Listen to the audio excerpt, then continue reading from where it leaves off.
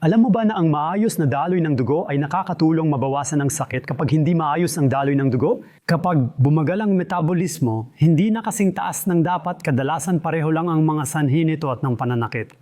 Narito ang 3 tips para mapabuti ang daloy ng dugo, metabolismo at mabawasan ang pananakit. Naniniwala ako na napakagandang paksa ito ngayon kasi maraming tao, lalo na sa ganitong panahon, ang may malamig na kamay, malamig na paa at malamig na ilong. Palagi. Tuwing taglagas, laging mas puno ang mga klinika para sa pananakit. Tama, bakit nga ba? Dahil bumababa ang temperatura. At ano ang ginagawa nito pagkatapos? Alam ng lahat na kumikibot ang kalamnan kapag naliligo sa malamig na tubig. O kapag pumapasok ka sa malamig na tubig, ano ang nangyayari? Lahat ay biglang sumisikip. Pag pumasok ka sa mainit na bathtub, kabaligtaran naman ang nangyayari. Babalikan natin yan mamaya. Narito ang unang tip para mabawasan ang sakit at mapabuti ang daloy ng dugo. Siguraduhing maayos ang kondisyon ng mga kalamnan at hibla sa pamamagitan ng paggalaw, sa pamamagitan ng ating mga ehersisyo, lalo na ang pagsalungat ng puwersa na ginagawa natin sa mga ehersisyo. Ito ay parang totoong blood pumps, mga tagatulak ng likido na talagang nagpapataas ng metabolismo. Dahil doon natatamaan ng ehersisyo ang mga kalamnan at fascia.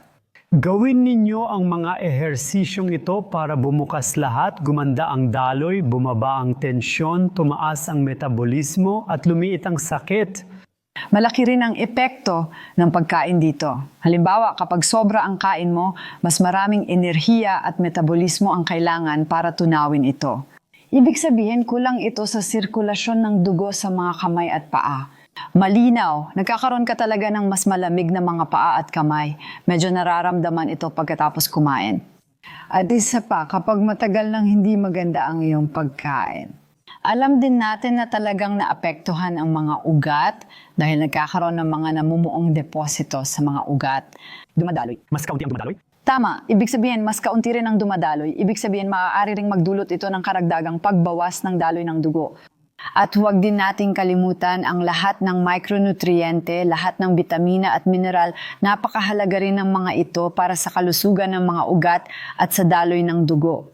Kaya naman, ang pagkain na likas na masustansya ay ang pinakamainam na rekomendasyon dito. Ibig sabihin, maraming prutas at gulay, lalo na ngayong taglamig.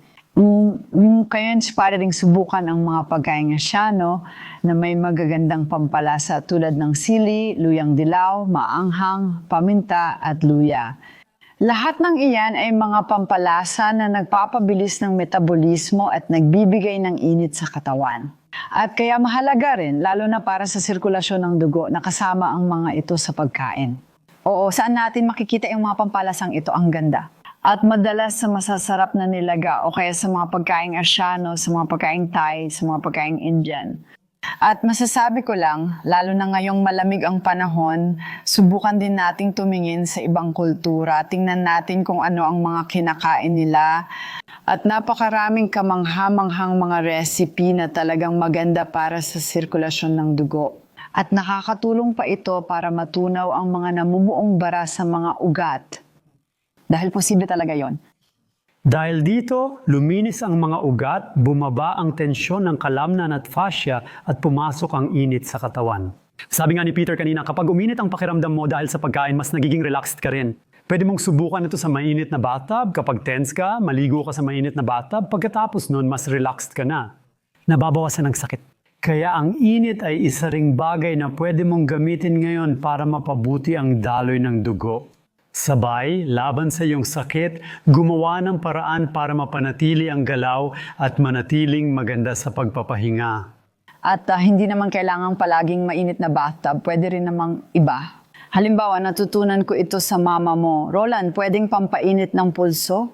O kaya, mga 20-25 taon na ang nakalipas, talagang nagnit siya ng pampainit ng pulso o guwantes na walang mga daliri para sa akin. Simula noon, hindi na nanlamig ang mga kamay ko. Sobrang tuwa ako talaga. At syempre, may magagandang medyas na pwede mong isuot. Lahat ng yan ay nagpapainit at lahat ng nagpapainit ay nagpapalambot din ng muscle tone. Ayos lang yon. At para sa kama tuwing malamig, may mainit na bote ng tubig din. Baka may isa ka sa mga tips na ito na hindi mo pa alam. Kung ganon, isulat mo sa mga komento. Baka may alam ka ring tip na hindi pa namin alam, pakisulat din yon sa mga komento. At bukod pa dyan, napakaraming tao ang nilalamig, kaya pakishare naman ang video na ito.